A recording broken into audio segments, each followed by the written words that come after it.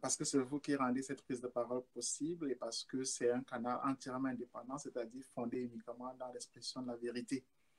La vérité étant celle de notre peuple, étant celle que vous supportez, celle que vous portez, celle en fait qui représente les choses qui se passent telles que nous les voyons et avec les yeux que Dieu nous a donnés.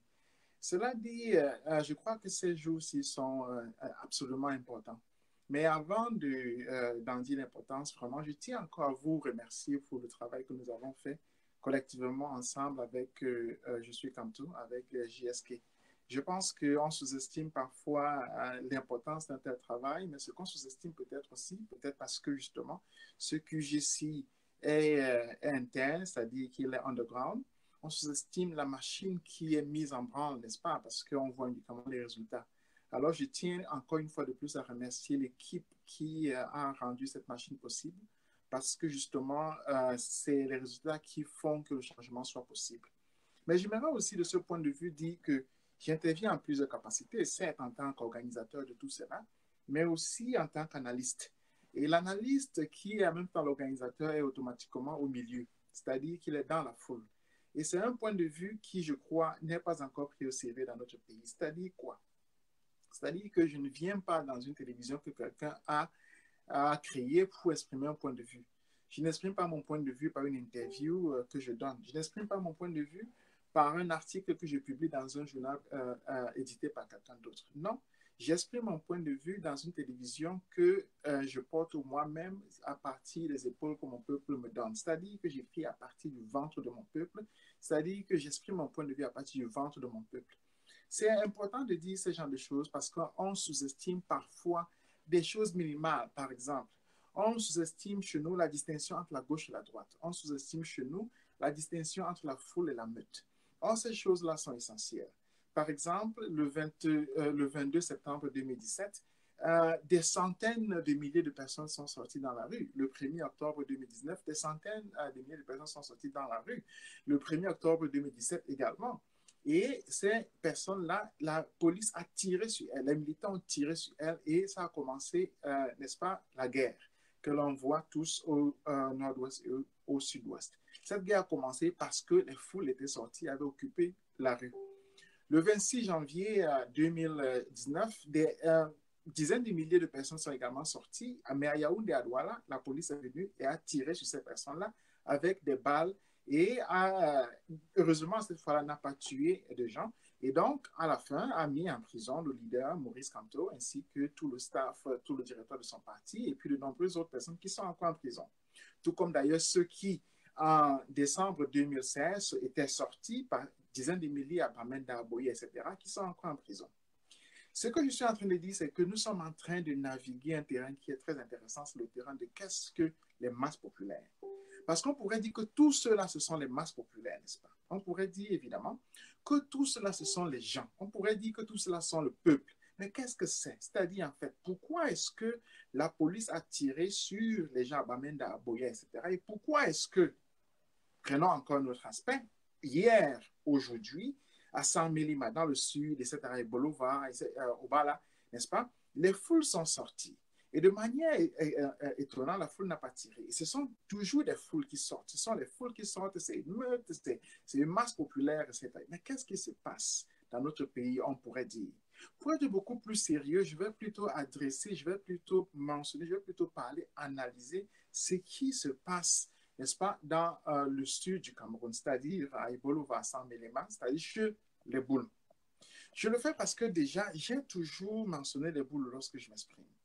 J'ai, en fait, concrètement, depuis janvier 2018, comme on dit en anglais, castigate. Je présente les boules très spécifiquement. Il y a plusieurs personnes, il y a des gens qui diraient que je fais la discrimination, mais moi, je dis toujours qu'on ne peut pas discriminer les nazis. Et les nazis sont une masse, sont un groupe, et les boules sont un groupe. Quel qu'en soit le cas, le groupe a plusieurs formes. Le groupe peut avoir une forme tribale, peut avoir une forme partisane, peut avoir une forme amicale. C'est-à-dire la relation des membres d'un groupe est toujours différente. Donc, que cette relation soit tribale n'est pas extraordinaire. Cette relation est plutôt qualitativement définie d'une manière ou d'une autre. C'est-à-dire que ce groupe-là, cette masse populaire peut être de gauche ou de droite. Et donc, Lorsque je parle des boulots, lorsque je parle du sang bénéma, c'est spécifiquement d'abord d'une masse populaire que je parle, d'un groupe de gens difformes, etc., mais qu'il faut analyser, qu'il faut comprendre, qu'il faut définir. C'est donc ce que nous allons faire aujourd'hui. C'est la question qui se pose, c'est qu'est-ce qui ne va pas chez les boulots? Qu'est-ce qui ne va pas chez eux? Quel est le problème? Quel est vraiment le problème? Mais alors, on ne peut pas parler des boulots, évidemment, sans avoir une certaine référence, en fait, sans que je donne ma référence à moi, parce qu'après que je suis un intellectuel. Je vais vous présenter un livre que je vous conseille de lire. C'est le livre de Hannah Arendt, n'est-ce pas? L'origine du totalitarisme. C'est un livre très important. C'est un livre de philosophie. C'est un livre très volumineux, c'est à peu près 600 pages. Donc, si vous êtes un grand lecteur, vous aurez votre compte. Mais si vous êtes un lecteur tatillon, vous allez être fatigué. Les origines du totalitarisme, c'est un livre à 3 parties. Ça parle en fait de l'origine du racisme, la transformation du racisme, n'est-ce pas, en colonialisme, en impérialisme, et la transformation de l'impérialisme, n'est-ce pas, en totalitarisme. Ça cherche à comprendre les conditions de possibilité du racisme.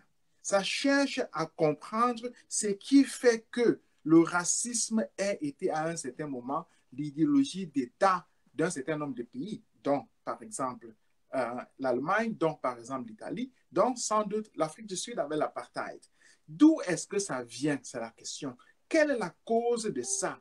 Pourquoi est-ce que cela se passe? Pas seulement que l'on raconte les événements, mais qu'on se pose la question philosophique de savoir quelles sont les conditions de possibilité de ça. Qu'est-ce qui arrive à ces gens, dirait-on chez nous? Mais quel est votre problème, on dirait, parce qu'on se rendrait compte que c'est un peuple malade. Et lorsque je dis que c'est un peuple malade, je parle d'une masse populaire, c'est-à-dire d'un groupe de gens dont la maladie est clairement visible par tout le monde, mais qui eux-mêmes ne se rendent pas compte de ces maladies-là et qui accusent toujours tout le monde, sauf eux-mêmes. Mais pour y arriver, il faut y aller pas à pas, c'est-à-dire il faut faire le chemin de l'analyse. C'est dans ce chemin-là que nous allons faire. Le chemin d'analyse, c'est quoi? C'est-à-dire qu'on regarde la structure de ce qui se passe devant nous. On fait dans ce qu'on appelle en anglais to connect the dots. C'est-à-dire on met en relation des choses qui autrement sont disparates. C'est-à-dire qu'on met l'un à côté de l'autre des choses qui n'apparaissent pas nécessairement au regard de la personne qui voit tout simplement comme ça. Comme quoi, quelqu'un qui verrait rapidement dirait que les anglophones ont marché, les boulots doivent aussi marcher. Disons, à Bamenda, les gens ont marché. Alors, à Yaoundé, les gens marchent aussi. Alors, à Samilima, les gens marchent aussi. Il dirait que ce sont les mêmes gens qui marchent parce que, dirait cette personne-là, ce sont les Camerounais. Et moi, je dis, ce n'est jamais comme ça, ça ne peut jamais être comme ça. C'est impossible, c'est manquer de sens de l'analyse que de le faire. Comme quoi? Cela voudrait dire que lorsque vous arrivez devant une situation chaotique, vous dites tout simplement, c'est le chaos, c'est le désordre, etc. Alors qu'en général et de manière fondamentale, quelque chose n'est chaotique que pour une personne qui n'en maîtrise pas le système. C'est-à-dire que quelque chose n'est désordonné que lorsqu'on ne comprend pas cette chose-là. Quelque chose n'est en fait du désordre que lorsqu'on n'a pas encore saisi l'intelligence de cette chose-là. C'est-à-dire lorsqu'on n'a pas encore établi les distinctions entre A et Z, entre le dessus et le bas, entre la gauche et la droite, entre des directions qui font que lorsqu'on voit ici 100 personnes et on voit là 100 personnes, on peut dire que ces 200 personnes ne sont pas les mêmes, mais c'est deux groupes différents.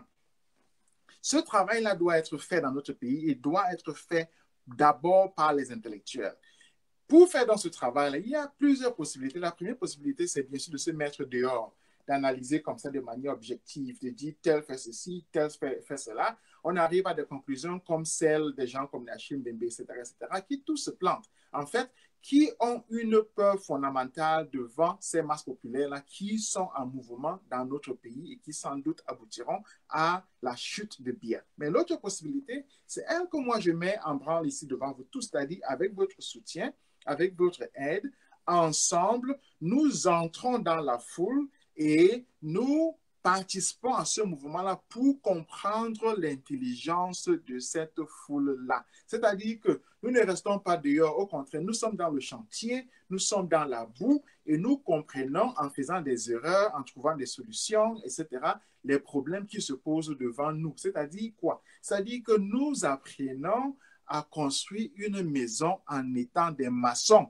Personne ne peut expliquer la maison beaucoup mieux que le maçon qui l'a construite parce qu'il connaît les faiblesses, les forces, les positions de la maison, etc. Quelqu'un peut rester dehors et dire que cette maison-là est rectangulaire, est droite, est gauche, etc. Mais le maçon connaît la maison. Donc, le point de vue que nous avons, c'est le point de vue intrinsèque. Et c'est ce point de vue intrinsèque, donc, qui se manifeste dans Je suis Kanto, qui s'est manifesté, n'est-ce pas, dans la base, qui se manifeste dans ce peuple en mouvement, qui chasse Biya partout où il est et qui est en train de faire la une des journaux à Lyon où Biya est en train de vouloir recevoir l'argent qui le sauverait de la banqueroute, n'est-ce pas, que les populations qui se sont levées au nord-ouest et au sud. Parce que c'est quand même extraordinaire. Regardez par exemple la photo de Biya. Regardez la photo de Biya avec les Français. On n'a jamais vu ça. C'est une photo sur laquelle il faut toujours réfléchir. Parce que le peuple camerounais, les masses populaires dont je parlais là, nous là dont je parle, ne l'avons jamais vu dans un état d'hilarité aussi clair. En fait, il faut se poser la question de savoir qu'est-ce qui fait que Biya rit autant lorsqu'il est avec les Français. C'est une question sérieuse. Il faut se la poser. Pourquoi est-ce que Biya est toujours aussi amusé lorsqu'il est avec les Français? Quel est le secret des Français? Mais pourquoi est-ce que les Français font ce monsieur-là rire alors que nous, le peuple camerounais, n'arrivons pas à le faire autant rire? N'arrivons même pas malgré les blagues que l'on fait, à le faire autant rire.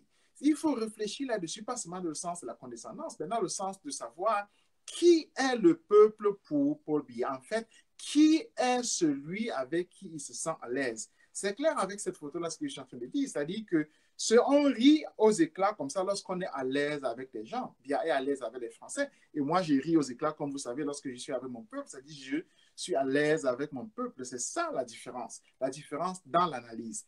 Et ce qui est aussi important de savoir, et nous l'avons vu, nous le voyons, c'est que Biya est en train de rire au moment même où dehors, c'est-à-dire hors de ce lieu-là où il est, le peuple camerounais est en colère. Regardons la vidéo de ce qui se passe à Lyon et ce que le peuple camerounais fait à Lyon, tandis que Biya est en train de rire. De Biya à Lyon. La communauté camerounaise sortie en masse pour dire non à la réception de Biya à Lyon. Biya doit rentrer chez lui. Voilà.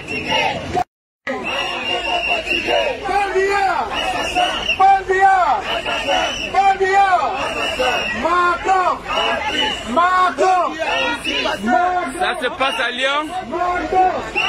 Ça se passe à Lyon. La chef du tyran. La chef du tyran, la marche contre la présence de Biya à Lyon. La communauté camerounaise sortie en masse pour dire non à la réception de Biya à Lyon. Biya doit rentrer chez lui. Voilà.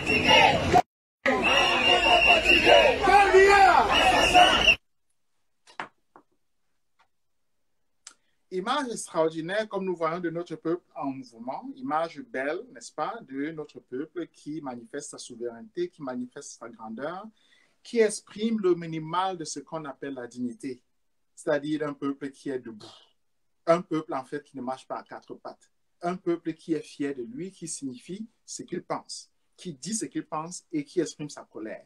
C'est ça le peuple. Voilà le peuple dans sa manifestation élémentaire, c'est-à-dire dans la revendication de ses droits. Vous voyez, entre ce peuple-là et Biya qui est devant les Français, qui est en train de rire, c'est que ce peuple-là, c'est un peuple qui sait ce qu'il veut et l'exprime. C'est un peuple qui, en fait, dit clairement ce qu'il pense et veut se faire entendre. C'est un peuple, du moins, qui ne cherche pas à négocier. C'est un peuple qui n'est pas là pour éclater de rire, mais pour se faire entendre et comprendre. C'est un peuple, donc, camerounais, qui est assis dans ce qu'on appellerait une foule. C'est un peuple qui se donne lui-même la direction de son travail. C'est un peuple, on dirait tout simplement, qui est si sûr de lui qu'il tient son histoire entre ses propres mains. Il a décidé lui-même de ce qu'il ferait. Il est venu en masse de plusieurs coins d'Europe. D'Italie, j'ai reçu des demandes venant d'Italie, etc., de France. J'ai reçu des demandes de France pour organiser, pour participer à cette organisation-là. Les gens sont venus évidemment de Paris, etc., pour se retrouver à Lyon. Comme quoi, c'est un peuple qui a son histoire entre ses propres mains. C'est un peuple qui, ici, est une un peuple qui ici est une foule. Il y a cette phrase très belle d'Aimé Césaire où il dit « cette foule qui ne sait pas faire foule ». Ici, c'est un peuple qui fait foule. C'est donc un peuple, c'est une foule qui fait foule, n'est-ce pas? Le même jour, en fait, je veux dire, en fait, au même moment, c'est-à-dire un jour avant, à Sang-Mélima, dans le sud du Cameroun, chez les Boulous, il y a également une masse populaire qui sort. Il y a également une masse populaire qui se déverse dans la rue. Et n'oublions pas que Paul Biya est Boulou. N'oublions pas que Paul Biya, en fait, est la tête de proue des Boulous. C'est celui qui tient, qui fabrique, qui structure le système, le pouvoir Boulou. Bref, dans le sud du Cameroun, à Sang-Mélima, soudain, il y a une émeute. Regardons un peu les images de cette émeute-là, telles que vues par quelqu'un.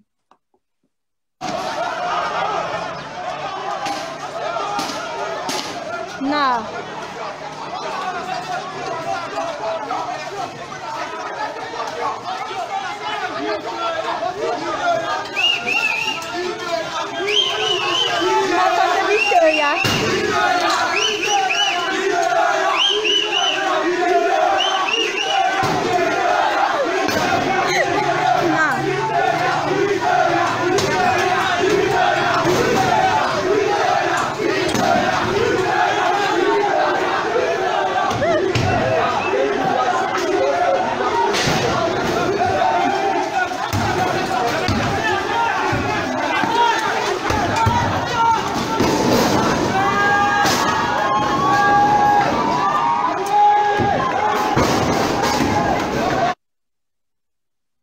OK.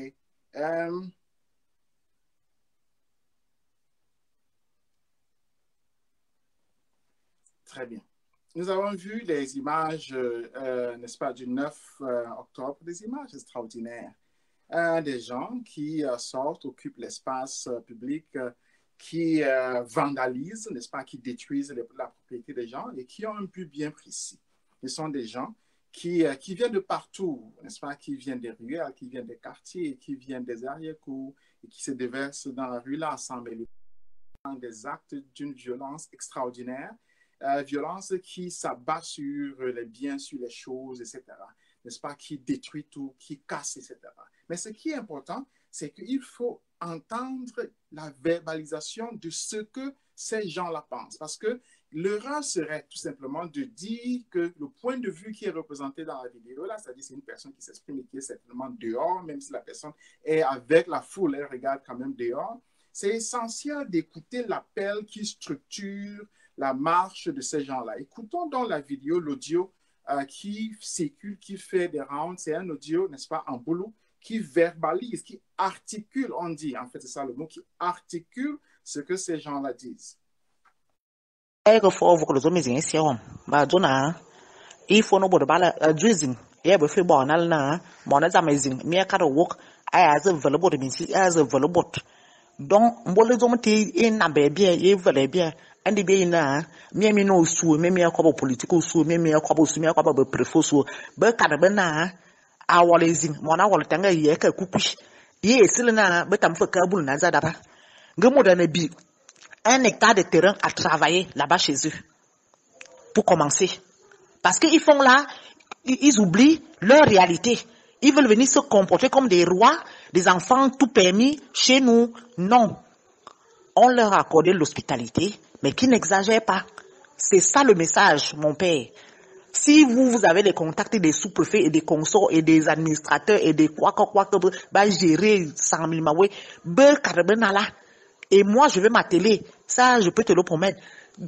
Partout où je passerai, dans tous mes forums, je vais le dire. Na, bien vol be. Te ba non, on vole non tona, bien mi tetek.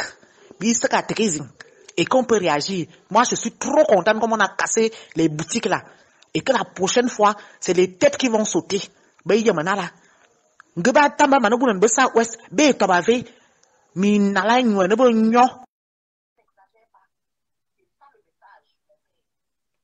Voilà, nous avons une différence là. Nous avons une différence dans l'articulation déjà de ce que ces gens-là veulent, ceux-là qui sont dans la rue, n'est-ce pas? C'est-à-dire que c'est clair qu'ils ont un but. Le but, ce sont les choses. C'est clair qu'ils ont en fait un but également, ce sont des gens. Et ces gens-là, ce sont ce que dans la question camerounaise, on appelle les Alogènes, ce sont les Bamileke, mais ce sont les Bamoun. Ce sont les Bamileke, ce sont les Bamoun. C'est clair que leur intention est clairement formulée ici, c'est de faire le mal. Parce que, disent là, la prochaine fois, ce sont les têtes. Bref, ce sont des gens qui sont là pour tuer. Vous voyez, nous avons donc une différence ici entre, d'une part, cette foule-là qui sait ce qu'elle veut, qui marche pour le peuple, pour la libération du peuple, etc., qui se met en branle en prenant possession de son histoire. D'une part, d'autre part, nous avons ici une meute animale qui sort des en fait pour détruire, pour casser, pour voler, pour tuer. Nous avons ici une meute qui en fait est là tout simplement pour faire le mal. Nous avons ici des gens qui sortent des égouts, qui sortent de la jungle pour en fait faire le mal. Mais pour aussi voir l'évolution, en fait pour comprendre ce qui se passe, évidemment le 9 octobre, il y a 2 jeunes Bamoun qui ont été assassinés. Et puis, du moins dans les conditions qui doivent encore être élucidées, la police devrait faire son travail là. Mais la conséquence, c'est que la population Boulou, comme on a vu dans la vidéo, a pris entre ses mains, n'est-ce pas, de se faire vengeance. Et puis, a zigouillé quelques Bamoun, c'est-à-dire dont a lapidé un, coupant son sexe, coupant sa tête. Et donc, on se retrouve dans une situation d'affrontement entre 2 communautés. Mais ce qui est important, c'est de savoir justement où se trouve la réaction qui arrivera le lendemain. Ce n'est pas fini. Il s'agit où se trouve la réaction de l'État, où se trouve la réaction de la police. Pour voir la position de la police, voyons maintenant une autre vidéo qui a lieu maintenant le 10 octobre et puis voyons comment est-ce que la police réagit.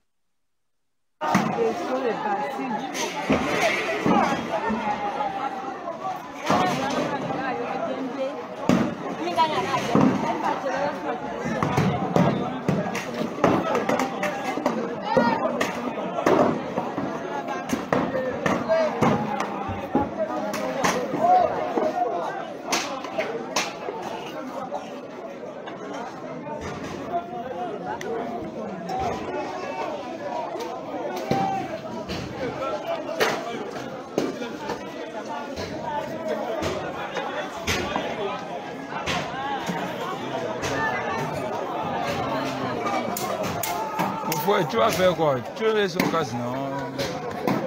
Tu vas partir faire la fête avec la masse populaire. Tu peux pas.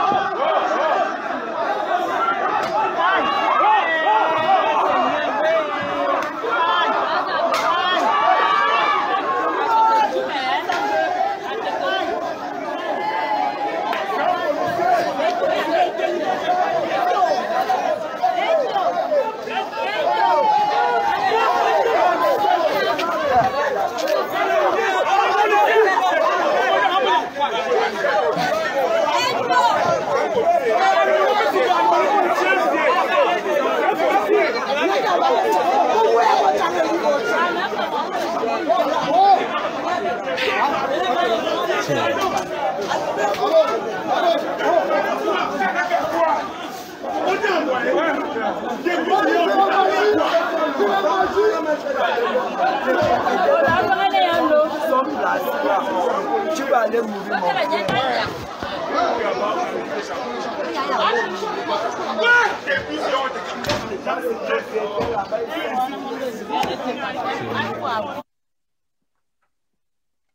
Très bien. Rappelons-nous le son audio, n'est-ce pas, qui exprimait, qui articulait, qui verbalisait l'intentionnalité de cette meute de ces gens.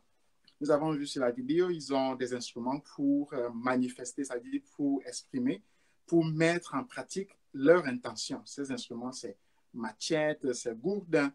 Et nous voyons sur la vidéo, la police est à côté, la police est là, silencieuse, les voit, les encourage. Nous les voyons mettre en branle leur intention, c'est-à-dire casser les choses, prendre la possession des choses, détruire. Nous avons entendu dans la vidéo une voix qui disait clairement que leur intention, c'était de tuer, et ils ont tué. Nous voyons ici la police est écrit sur l'heure de police, qui est en intelligence finalement avec cette intention criminelle, c'est-à-dire c'est une police qui se retrouve tout simplement au milieu de l'événement et qui laisse passer les choses. La police, c'est l'État. La police, c'est la main de l'État. Donc, nous avons un État ici qui est complice du crime commis sur des citoyens qui sont là, Bamileke, qui sont Bamoun.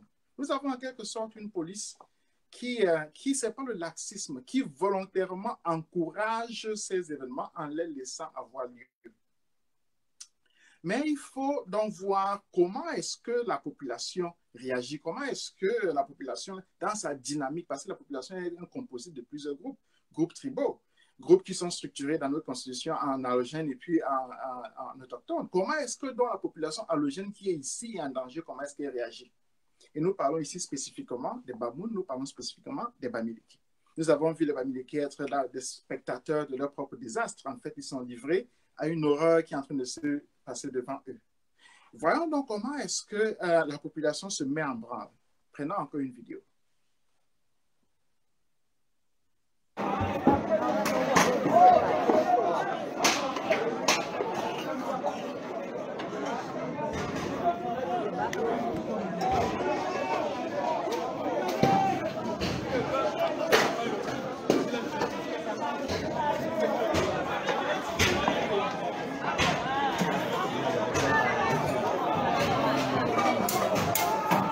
Tu vas faire quoi? Tu veux son casse, non? Tu vas partir faire la tu peux faire faute avec la masse populaire. Tu peux pas.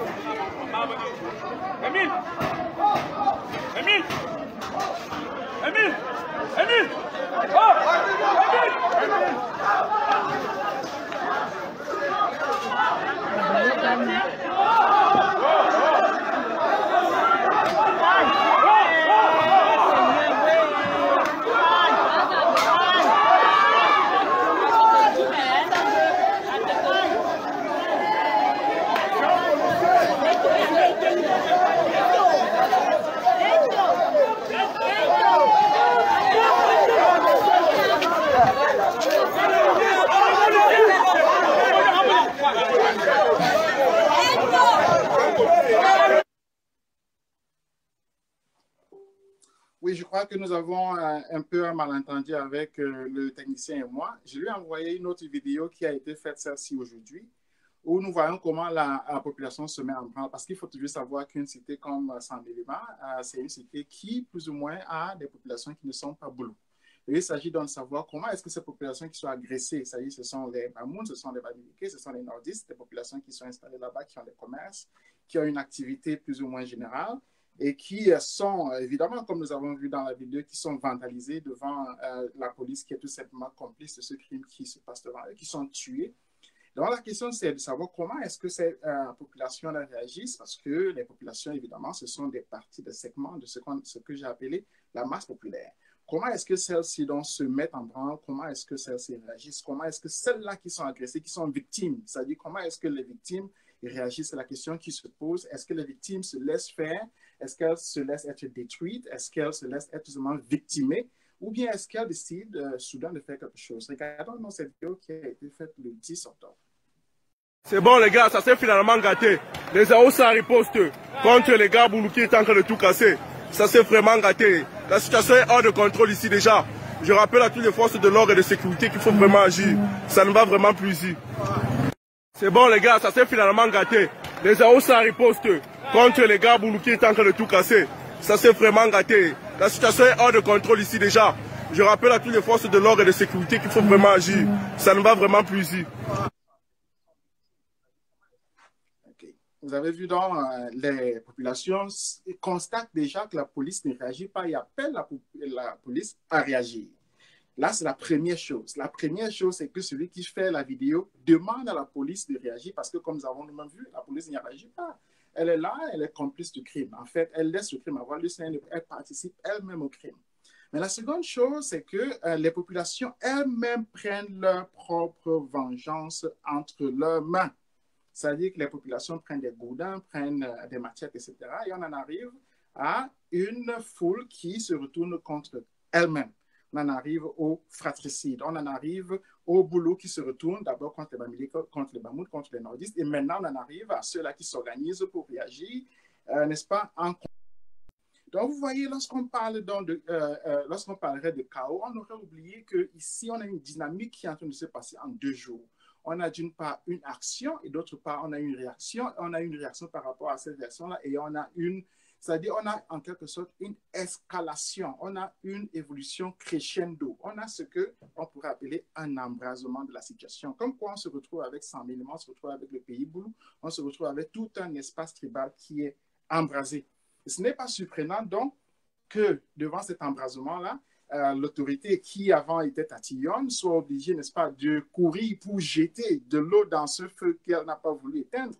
On se retrouve avec donc le préfet du Djaïlobo qui écrit un communiqué plus ou moins surprenant qui arrive avec 2 jours de retard pour faire le travail qu'il aurait dû faire il y a 2, 3, 4, 5, 6 ans, etc., sinon 10 ans, sinon 20 ans. On se retrouve donc avec un communiqué qu'on publie soudain aujourd'hui où il demande aux populations, n'est-ce pas, tous les secteurs des populations, à tous les groupes de population de se réunir ou de se réunir à la maison du parti du RDC pour parler de ces dissensions-là qui sont en train de se transformer en une guerre tribale.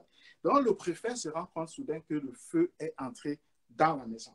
Voilà rapidement décrire la situation qui se pose, que l'on voit se structurer devant nous tous. Mais déjà, ce qu'on peut tirer comme conclusion, c'est que, comme conclusion partielle, c'est que il y a une dynamique dans ce mouvement-là. Il y a une dynamique dans ce mouvement-là. Mais surtout, c'est une dynamique qui a une intelligence qu'il faut comprendre. Et même de loin, il est très facile de la comprendre. C'est-à-dire que ce n'est pas le chaos.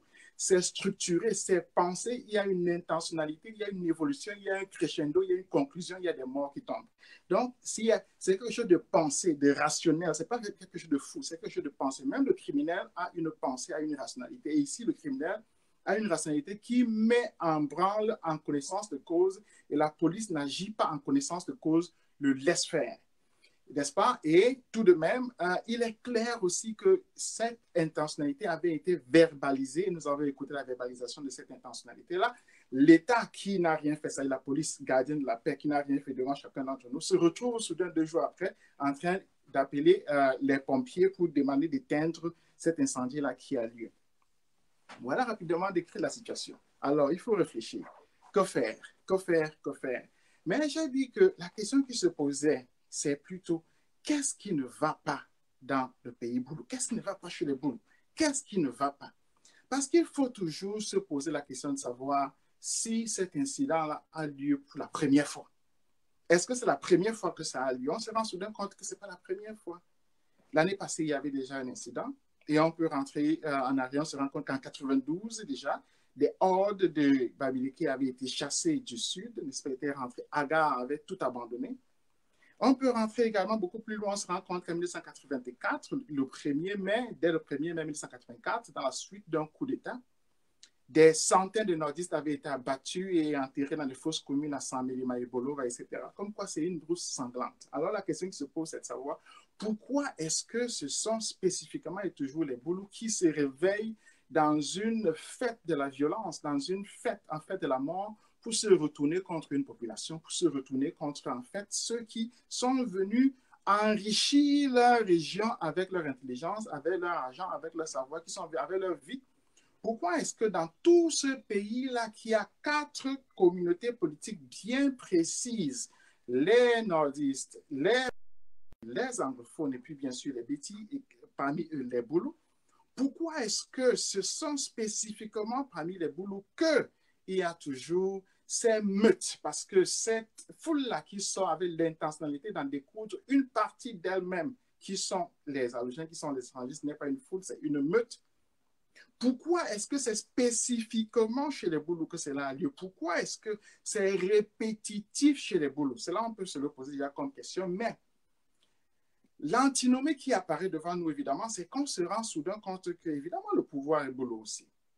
C'est-à-dire qu'on se retrouve avec un peuple qui, d'une part, a le pouvoir, c'est-à-dire a le pouvoir suprême, l'exécutif, le BIR, le tribunal militaire, etc., c'est-à-dire a le pouvoir institué, l'administration a le pouvoir entre ses mains. Et ce même peuple-là qui se retourne toujours contre les populations en son sein. Lorsqu'on a le pouvoir, d'habitude, on a une magnificence, c'est-à-dire qu'on distribue parce qu'on a. Normalement, la logique aurait voulu que ce soit les Boulous qui distribuent partout, qui distribuent, parce qu'ils ont accès au pétrole du nord-ouest et du sud-ouest. Ils ont accès à la mangeoire. Ils ont tout. La logique aurait voulu que ce soit eux, en fait, qui soient les donneurs, qui distribuent, qui font le farotage. C'est ça que la logique aurait voulu. Aurait voulu que les gens viennent dans le pays Boulou comme si on vient, en fait, trouver le pactole, parce que c'est eux qui ont le pouvoir. Et je suis sûr que ceux qui y vont ont du moins ce rêve-là.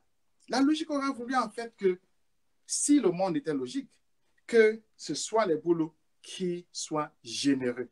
Mais on se retrouve dans une situation extraordinaire où en même temps le pouvoir est Boulou et en même temps, c'est chez les Boulous qu'il y a le plus de manifestations xénophobiques, le plus d'expression de la meute, le plus, n'est-ce pas, de violence interethnique.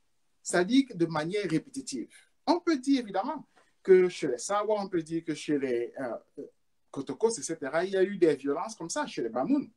Mais la particularité est que les nordistes n'ont plus le pouvoir, les Bamoun n'ont pas le pouvoir, les Sawa n'ont pas le pouvoir. Mais les Boulous ont le pouvoir. Comme quoi? Ils ont accès à la mangeoire. Alors on se posait la question de savoir pourquoi est-ce que c'est chez eux exactement qu'il y a cette antinomie-là. D'une part, qu'ils aient le pouvoir et d'autre part, qu'on se retrouve avec des violences intercommunautaires répétitives. Voilà le problème. Voilà le nexus, voilà ce qui cause le problème. Voilà ce pourquoi il faut réfléchir. Voilà ce pourquoi je vous ai conseillé la lecture du livre de Hannah Arendt, Les origines du totalitarisme. Et à la place de totalitarisme, il faut mettre le mot dictature. C'est-à-dire, on aurait dû dire quelles sont les origines de la dictature. Voilà. Parce que c'est ce sur quoi il faut réfléchir. Ça nous permet de comprendre pourquoi est-ce que dans un peuple qui a le pouvoir, c'est-à-dire administrativement depuis 37 ans le pouvoir, se manifeste le cancer, en fait, qui est celui de la xénophobie, qui est celui de l'exclusion, qui est celui de la meute, qui sort pour tuer. Voilà l'antinomie. Autrement dit, je suis en train de dire ceci. Il est impossible, on ne rendrait justice à personne que de dire que ce n'est que c'est-à-dire qu'il n'y a jamais eu d'émeutes dans le Cameroun ou bien de conflits intertribaux, etc. On ne rendrait jamais justice à personne. Comme quoi, on ne dirait pas la vérité parce que cela se manifeste plus ou moins partout. Mais le problème, la maladie, le cancer, c'est que ces émeutes-là se manifestent justement dans un peuple qui a le pouvoir. C'est ça la maladie, c'est ça le problème, c'est ça le cycle qu'il faut comprendre. Pour le comprendre, il faut rentrer dans ce que les intellectuels nous disent. Il faut y rentrer. Il faut commencer déjà par Paul Biya au sommet.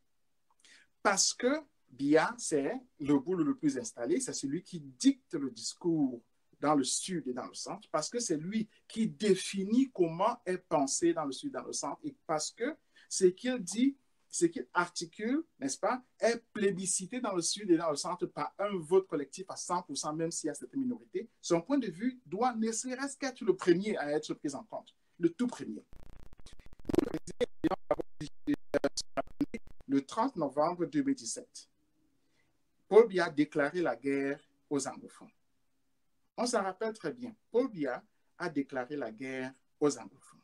C'est ce qui nous a fait entrer dans un tourbillon qui le fait se retrouver à Lyon en train de demander de l'argent à Macron, en train de sourire avec les Français, en train d'éclater de rire avec les Français. C'est la guerre qu'il a déclarée au nord-ouest et au sud-ouest qui a plongé l'économie dans une asphyxie si totale qu'ils sont obligés de se comporter en clown.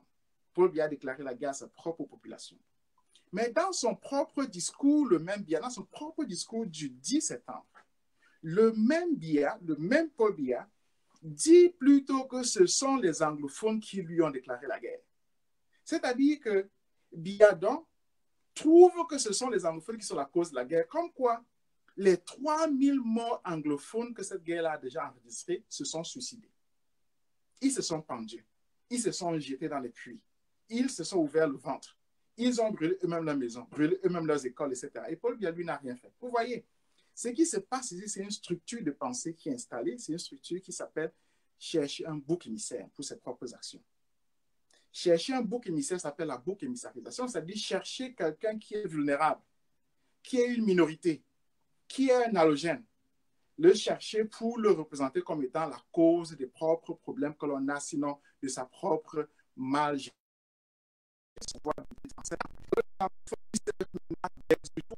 Pour que les gens les regardent comme étant ceux qui sont la cause de son propre échec. Ça dit que Paul Biya n'a pas la responsabilité de faire face à son propre échec qui serait manifesté dans une élection qu'il a perdue. Parce qu'un homme politique manifeste sa responsabilité dans une élection et le peuple le sanctionne. Et donc, Kamto a gagné. Alors, Paul Biya, parce qu'il ne veut pas reconnaître sa propre perte, sa propre malgestion, etc., et il reste au pouvoir, il arrête Kamto, etc., Paul Biya, donc, accuse plutôt les anglophones d'avoir causé le mal que le Cameroun subit et même de s'être suicidé. C'est une manière de penser extraordinaire. Mais vous allez voir que lorsque vous faites la liste de tous les intellectuels boulous, spécifiquement, du Sud bien précisément, c'est leur manière de penser. Je vais prendre l'exemple d'Ateba Yene, celui, n'est-ce pas, on dirait, qui, dans le Sud, a le plus clairement critiqué Biya, celui qui est considéré d'ailleurs dans le Sud comme étant un héros national. On se rappelle très bien son argumentation. Son argumentation, c'est que Biya est mauvais, mais que son entourage est bon. Là, ce n'est pas le problème. Le problème, cependant, c'est que qui est mauvais dans cet entourage-là? Qui est mauvais même en général? Ateba Yene commençait à toujours trouver comme étant mauvais les PD, les homosexuels, les aristocrates, etc. Voilà ce qui se pose comme problème. C'est-à-dire que même celui venant du Sud, qui a verbalisé le plus clairement une prise de position venant de droite, certes, mais critique, trouve comme Paul Biya que le problème, c'est toujours l'autre. C'est l'autre, c'est le PD, c'est, n'est-ce pas, l'homosexuel. Voilà une structure de pensée qui se manifeste aussi en quelqu'un, disons comme ça, réfléchissant à un homme et un messie, qui, si Ateba Yene est de droite, lui, il serait de gauche. Alors, on se rappelle ces mots, n'est-ce pas, de décembre 2017, d'avant le commencement du génocide chez les anglophones, où il disait qu'il fallait les liquider tous parce que, disait-il, ils sont des Nigérians. Parce qu'ils ne sont même pas Camerounais, c'est-à-dire que ce qui apparaît comme étant l'expression, ce qui apparaissait comme étant l'expression de ce qu'on sait aujourd'hui, c'est-à-dire la volonté de reconstituer un État, pour lui, devrait être liquidé parce que ce sont plutôt des étrangers. C'est-à-dire que le Cameroun était attaqué de l'extérieur. On se retrouve dans la construction encore de l'autre. qu'on va voir se manifester plusieurs fois. Prenons un autre encore, prenons Onanguine. Avec Onanguine, je crois que ce n'est même plus nécessaire d'argumenter parce que depuis 2015, la fadeur, en fait, la criminalité de son argumentation s'est verbalisée devant tout le monde. La transformation des Bamileke en ethno-fascistes. Comme quoi, tout Bamileke qui s'exprime devient un ethno-fasciste. Et donc, en anglais, on dit ordering, être transformé en cet autre-là qu'il faut détruire puis abattre. Et puis, entre-temps, n'est-ce pas, depuis 2 ans, la haine qui sort de lui contre d'une part les anglophones et puis d'autre part les Bamileke, spécifiquement contre Maurice Kamto, est claire. C'est-à-dire la transformation d'un point de vue critique, d'un point de vue minoritaire, en cet autre-là qu'il faut détruire, qu'il faut abattre, mais surtout, la transformation de ceux-là en bouc émissaire d'un échec qu'on ne peut pas assumer. On pourrait prendre, en fait, il y a des exemples suffisamment ridicules que je pourrais citer.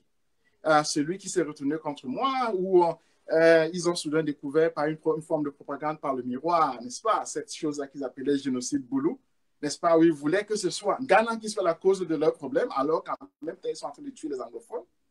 Vous voyez, ce que je suis en train de dire, c'est que nous avons une structure de pensée qui est installée, qui trouve toujours le problème chez l'autre. Et cette structure de pensée-là a comme conséquence qu'elle déresponsabilise la personne qui pose les actes. Qu'elle fait que cette personne-là puisse poser ses actes de manière impunie. Et c'est ce que nous avons vu dans la vidéo. Nous avons vu des gens qui posent des actes de manière impunie devant la police. La police ne fait rien. La police les laisse faire. Parce que la police est en fait complice des actes qu'ils posent. Le président accuse les anglophones et se met à... On ne fait rien parce qu'on estime que c'est eux qui sont responsables de leur propre misère. Onanguine accuse les Bamileke et on décide de les incarcérer parce qu'on estime que c'est eux qui sont la cause de leur propre misère.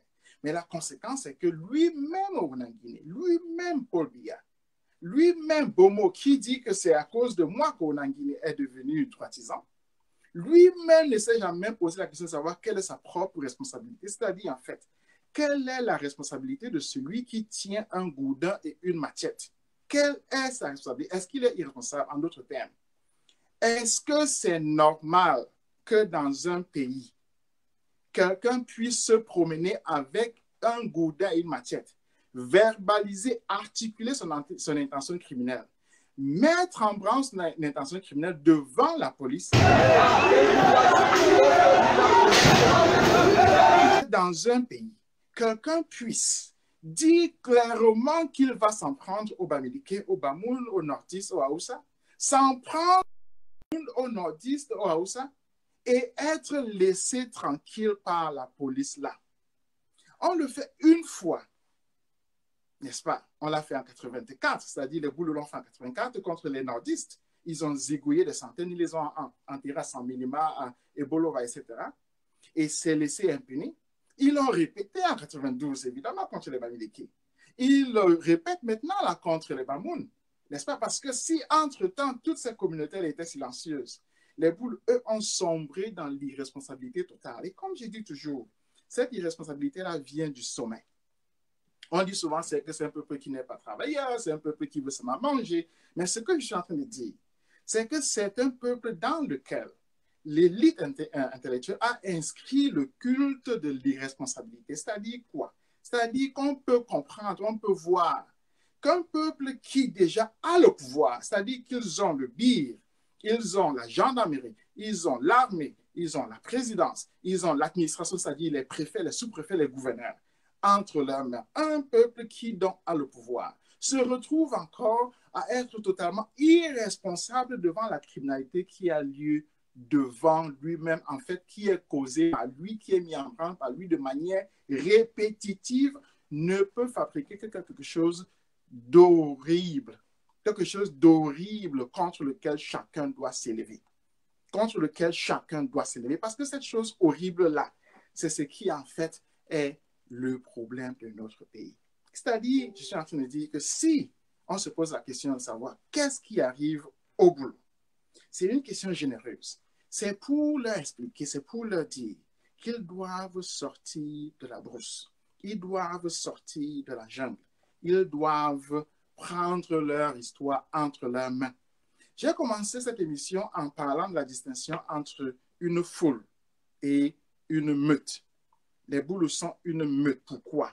parce qu'ils sont entre les mains d'une élite qui elle-même est absolument irresponsable, c'est-à-dire qui ne veut pas faire face à ses propres échecs et qui, dans la population, pour nous présente les étrangers de manière systématique comme étant les causes du malheur de notre pays. Ils s'en ont pris